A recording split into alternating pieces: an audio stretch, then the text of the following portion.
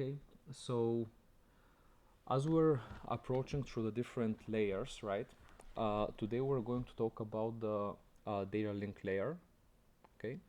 And actually we have, um, except this one, we have two more layers left, and one of them we're going to do it on two lectures because it's quite long for the network layer. But yeah, today we're going to talk about the data link layer. Okay, so let's go here.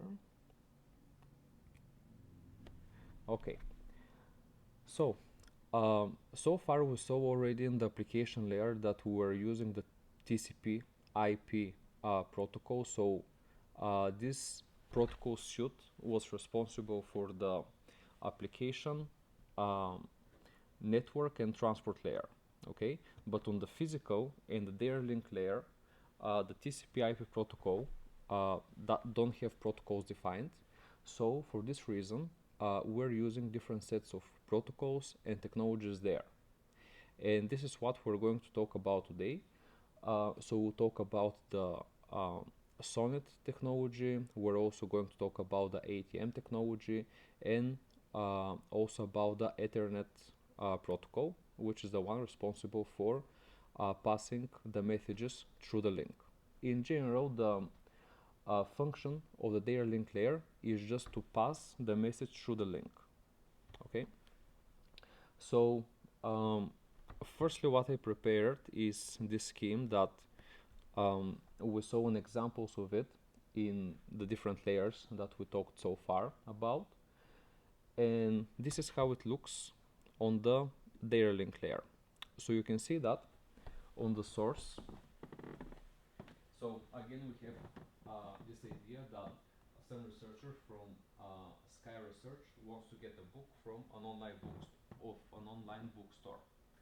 And here, when we're looking at how we get the book in terms of the data link layer, the idea here is that we need to make a connection from hop to hop, right? And not only this, but also, as you can see, we have one instance of the data link layer at the source, but at the routers that pass the information through the network, we have two, right? And you can imagine this as the input port, and this is the output port of the device. So let's say for the router, we just go to the input port, we send the message in the data link layer, and after that from the output port we pass it to the next network until it reaches the destination. So this is why we say that we have one instance of the data link layer in the source and the destination, and we have two data link instances in the connection devices, right? So those could be, as you can see here, we have a switched one. It can be just routers in the local IPS, on the local ISP, and so on. Okay. But of course, we're going to take that in a little bit more detail now. Okay.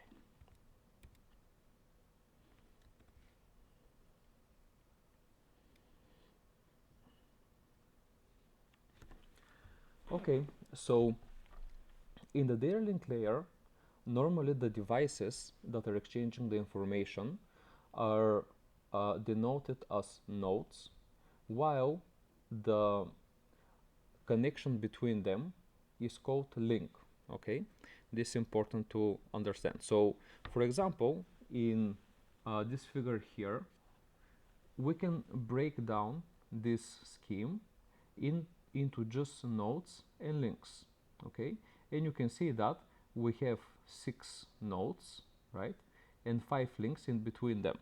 Okay, but how we're actually passing the message into the data link layer. Okay, here the things are becoming a little bit more interesting. So as we said, in the data link layer we have communication node to node, and there is a reason for that.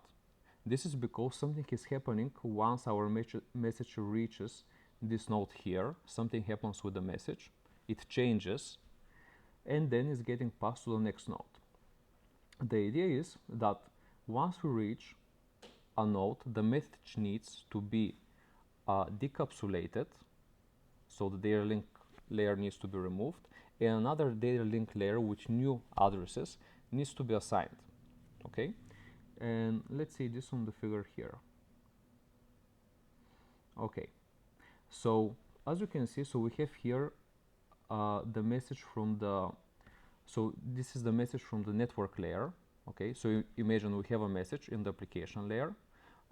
Then after that we pass to a transport layer. The transport layer passes its header, the port number, then goes to the network layer. The network layer passes the IP address to the message, and after that the network layer makes this datagram. Okay, so this is the message coming from the network layer. It's already closed datagram, and then it gets to the data link layer. And since the data link layer is responsible for passing the message to the link, it needs to also add some information to the datagram.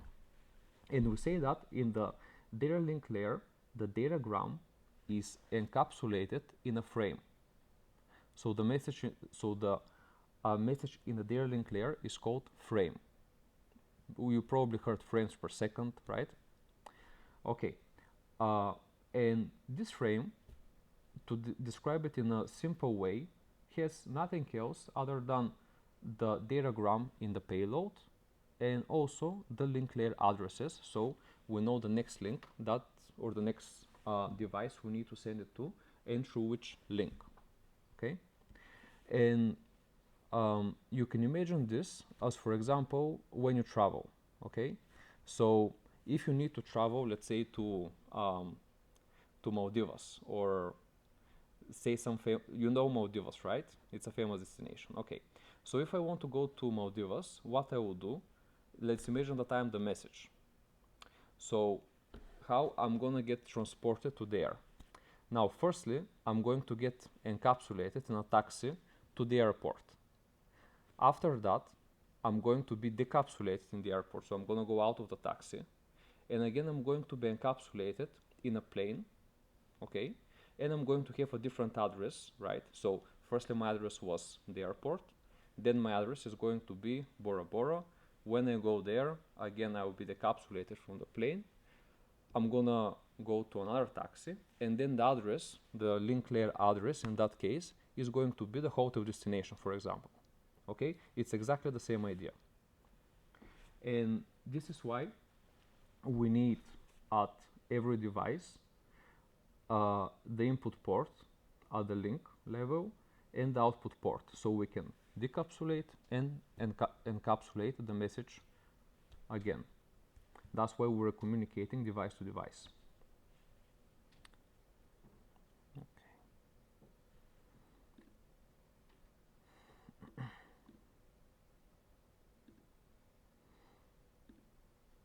Okay, so there are a few important points to mention here when it comes to the data link layer. So those are the main elements that we care about when we're transporting message into the data link layer. The first one, I already said it, this is the framing. So we put the message in the frame, we add the link layer addresses, which we're gonna see a little bit more in detail how this is done a little bit later. Okay, then we have the flow control. So this is also something very important. Let's say if the destination accepts a certain frame rate, let's say 1000 frames per second, but we send messages with 8000 frames per second, obviously we're going to not be able to send all the frames, so there are going to be some congestions there, right? So that's a very important thing to control the flow when we're sending those frames.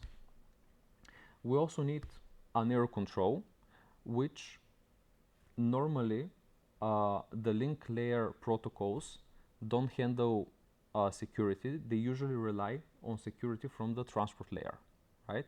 So let's say if a frame is dropped or it's not being sent, then it depends what transport layer protocol we use. If we use UDP, we're not going to know if the frame has been dropped.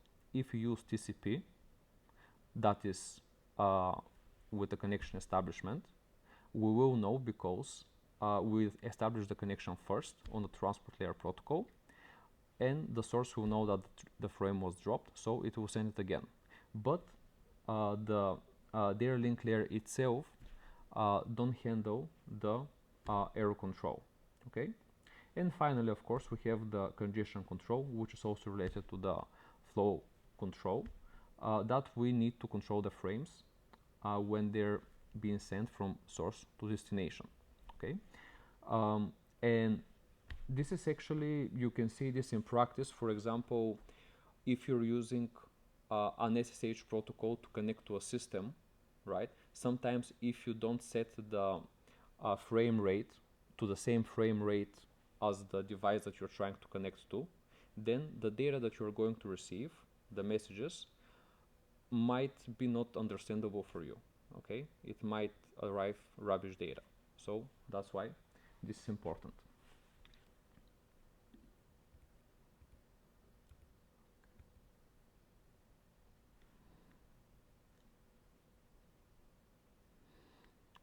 Okay,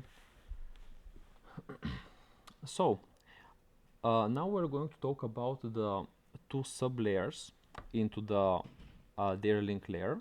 But to understand the sublayers, firstly you need to understand. Hello, okay, come in. Firstly, you need to understand that there are two types of links. So we have point-to-point link and broadcast link. Okay, so now just from the names, can you say what's the difference between them? Like, can you try to guess? So point to point, what would that mean? The destination will be specified. For point to point, the destination is fixed.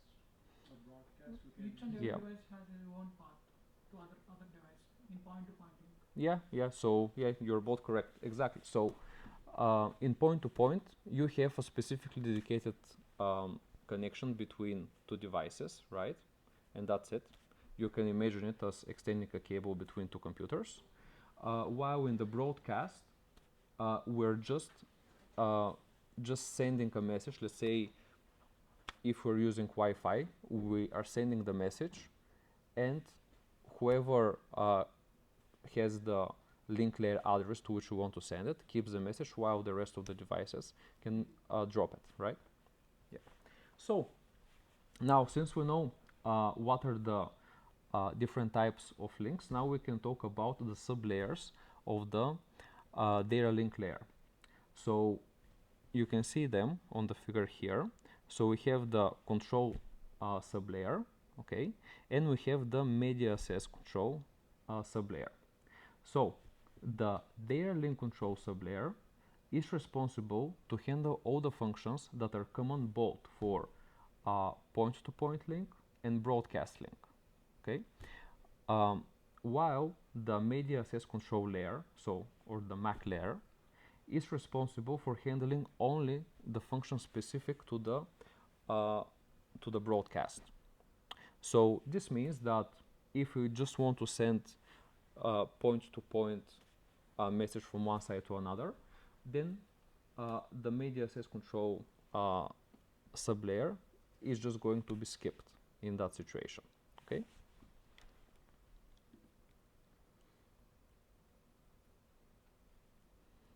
Okay.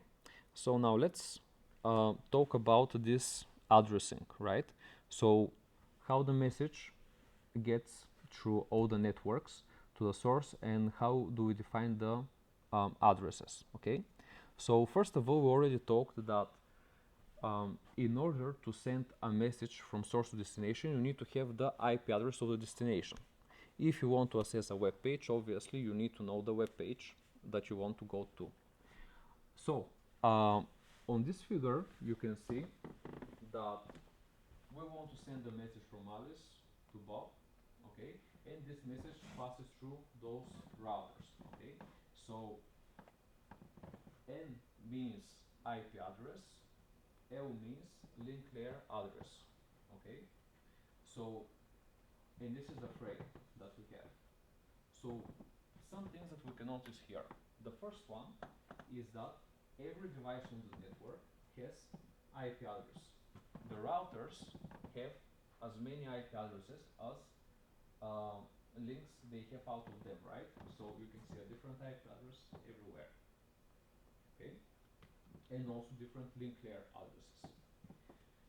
Now, you can notice that in the frame, we don't have the IP address of the routers that are in between the two devices. What we have is the IP address of Alice and the IP address of Bob.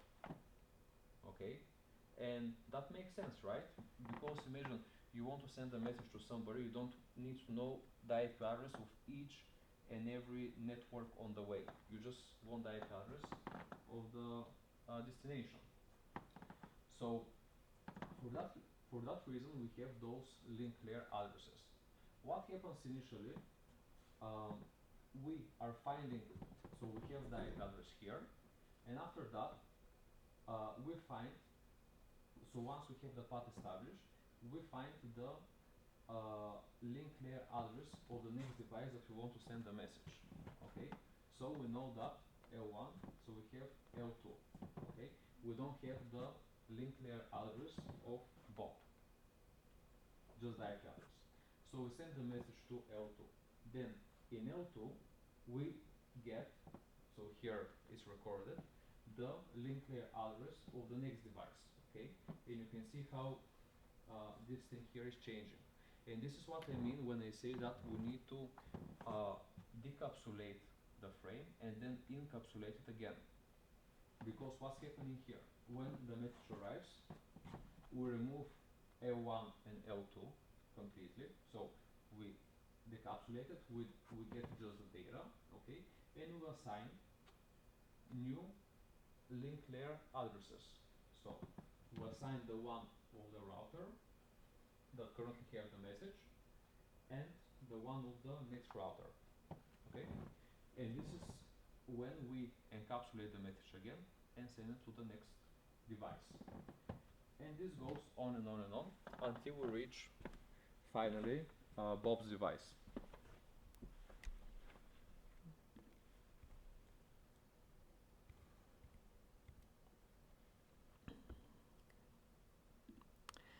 Okay, so now you can see that depending on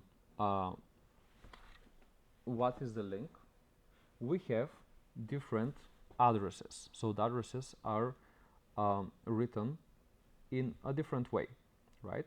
So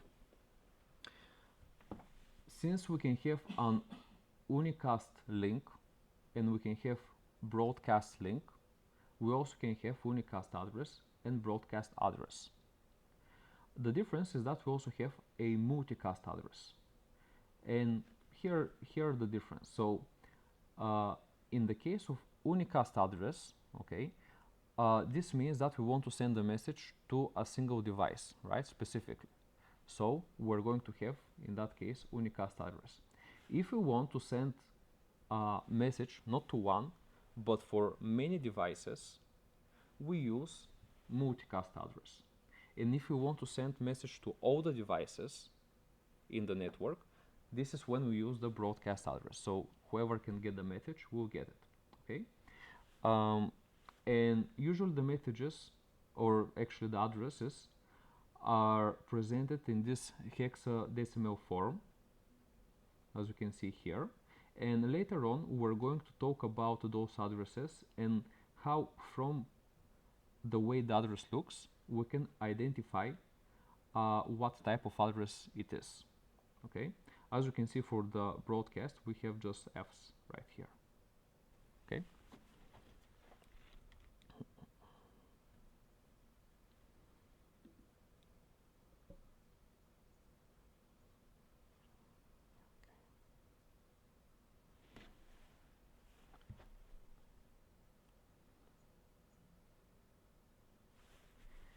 Okay, so as I already said, initially we have the IP address of the destination where we want to deliver our message, but how do we actually get the link layer address? Okay, that's important. So to do that, we're using a packet or a message that is called address resolution protocol. Okay, and this comes in the network layer, as you can see.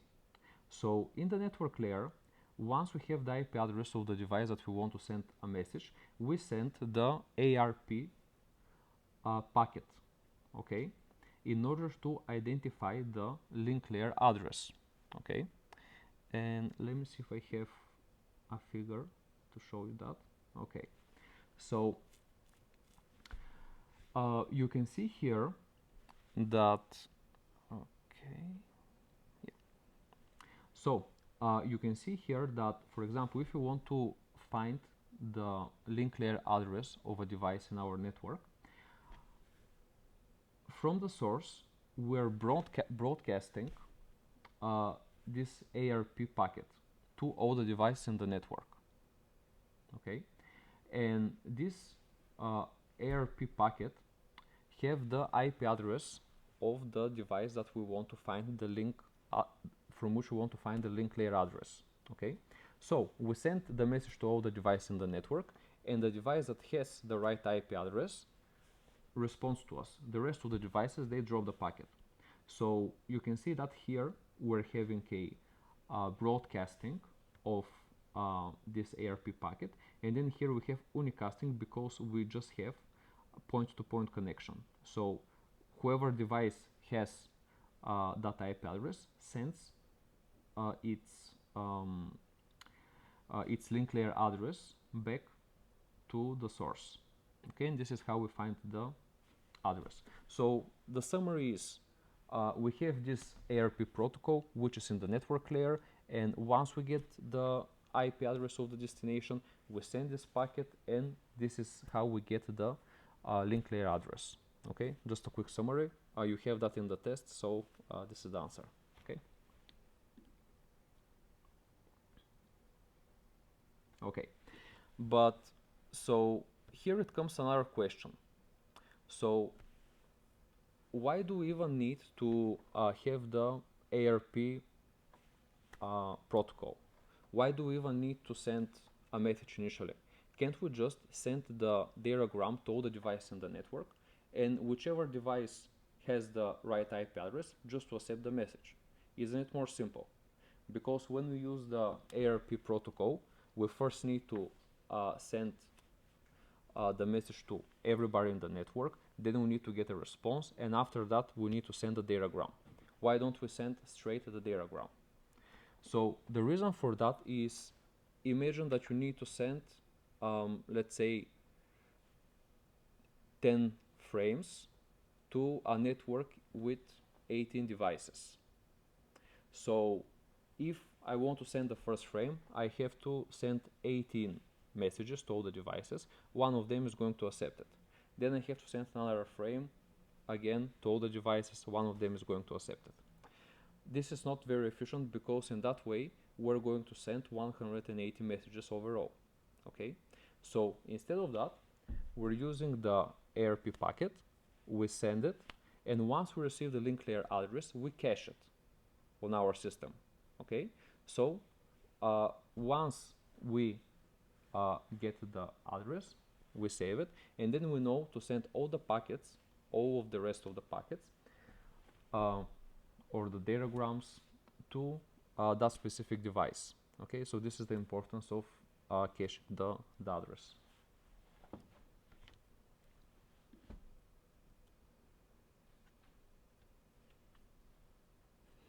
Okay, and I'm just going to take a quick look at the packet format of the ARP protocol. So are you familiar normally with this representation? So this is just a normal representation of any type of message, right? So each field, so here are the representation of the bytes. Okay, so let's say this field would have 16 bytes, this one would have 16 more bytes, and so on. Okay, in programming, this is how messages are represented in an easier to understand way. So you can see that near the packet, firstly we have one field that shows the one protocol, okay. Then we have another field that shows the network layer protocol, okay. And finally, you can see we have the operation. So this is holding whether it's request or reply. And finally, we just have the addresses. So we have the source address, the source IP address, the destination link layer address, and the destination IP address. Okay, pretty straightforward. Any questions so far? Okay. So usually if there are not questions, this means you either understand everything or you understand nothing, right? But I think it's straightforward, so I hope you understand. Okay.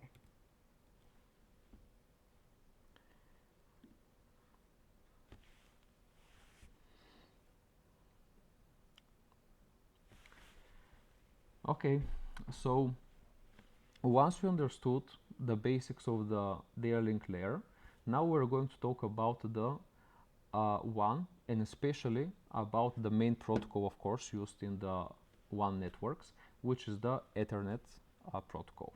Okay. All right.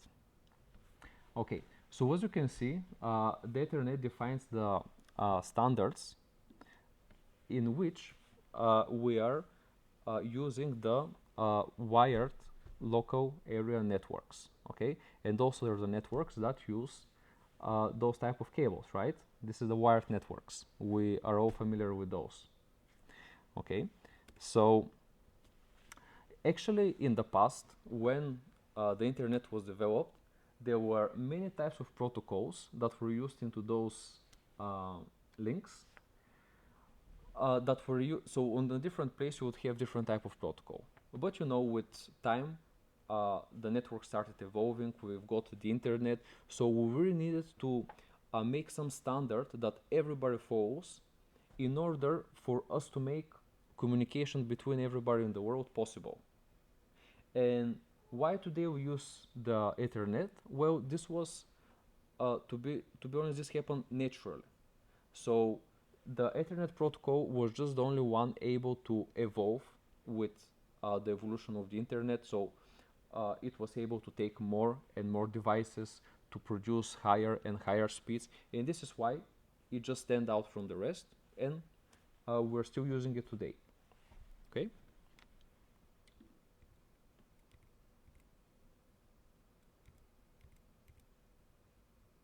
Okay, so one of the core projects in which the Ethernet has been used is the project 802. Okay, and so as I said, they needed to have some common standards for the for all the devices on the networks, and in US we defined the IAE project 802, so we have a standard using Ethernet for all the devices, right? So they can share the same type of protocol. Now, those standards defined two uh, main control states, right? So the first one is the LOC, the logical link protocol, and the second one is the media access protocol. Okay, so this is very similar to the one defined in the data link layer. Okay, since this one is used in that layer. Okay. Okay. So the idea is here that the logical link control here is used for most of the functions in the data link layer protocol. So it is used in part of the framing, in part of the distribution of the messages, and into their control. While the media access control, okay, right here, is used into another part um, of the framing. So we can say that the logical link control is how to say so it is used in pretty much most of the functionalities um, on the project 802. Okay, while the media access layer is used for the functionalities for the specific devices. Okay, so let's say if two devices or 10 devices are communicating, the logical link control is going to take everything common between them, while the media access control is going to take the specific functions that are specific for each of the devices that are communicating. Okay, and you can see that uh, here we're also paying attention to the physical layer. Okay, so this protocol is also into the physical layer as well, but of course this is a topic for another protocol. Okay. Oops. Now, what are the different types of Ethernet? So you've probably heard that the Ethernet cables, for example, they can be 10 megabits per second, 100 megabits per second, 1 gigabit per second, and so on. Okay, so this is also defined in the Ethernet protocol. Of course, the more megabits or gigabits, the faster the cable is, right? And with the evolution of the protocol and of the internet and technology of making the links, of course, we got faster and faster links. But the standard Ethernet was, as you can see, just 10 megabits per second. And this is the type of Ethernet that we're going to discuss a little bit further, since the rest are just upgrades of the standard Ethernet. Okay.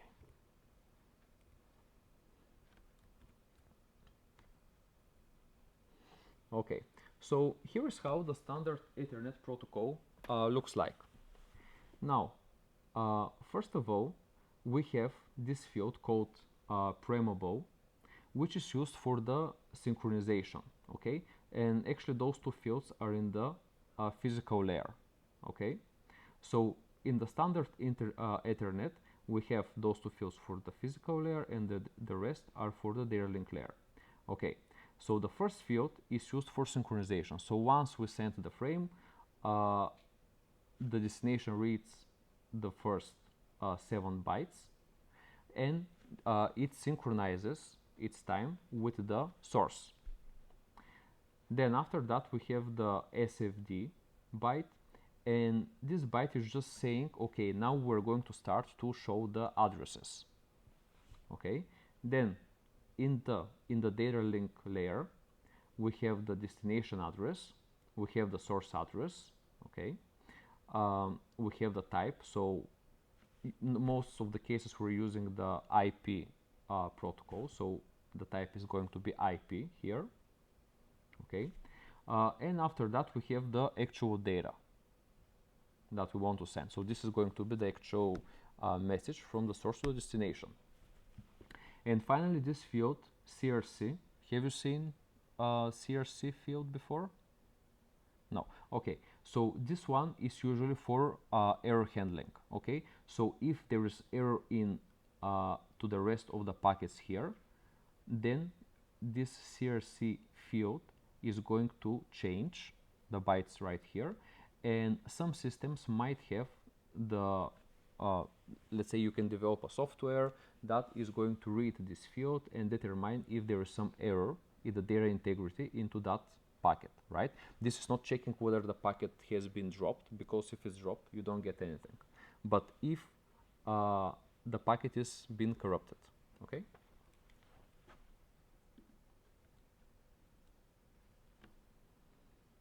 okay.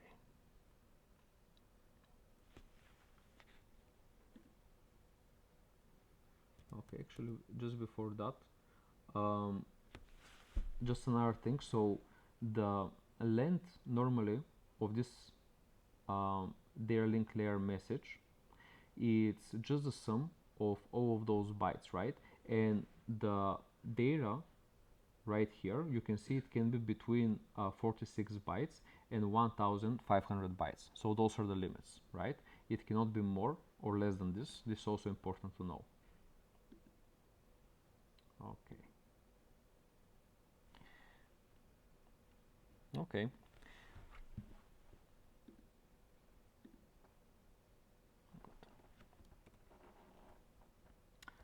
now, uh, okay. So there is one very important thing that we also need to know here. So as we said, we here you can see the address to which you need to deliver the frame, and this address is usually, so when we send the message, we usually break, of course, the hexadecimal um, numbers to binary, okay, in order to transmit the message in the physical layer. But we usually break them, each of them, from the least significant bit to the most significant bit, okay? So we don't just send the message as it appears when we convert it from hexadecimal to binary, but we change the order, okay? And there is a very good reason to do that. So let me go to the next one. Okay, so the very last bit of each address, of the first number actually of each address, is showing whether the message is going to be sent through a multicast link, okay, or unicast, okay. So if the last bit is 1, so the last bit of the first number, so if it is 1, this means that we have multicast. If it is 0, this means that we have unicast, okay. So for example, for those addresses here, let's say the first one is 4A, okay. So let me write this here. Okay, so let's say on A we start with 4A, okay. This is the first number. So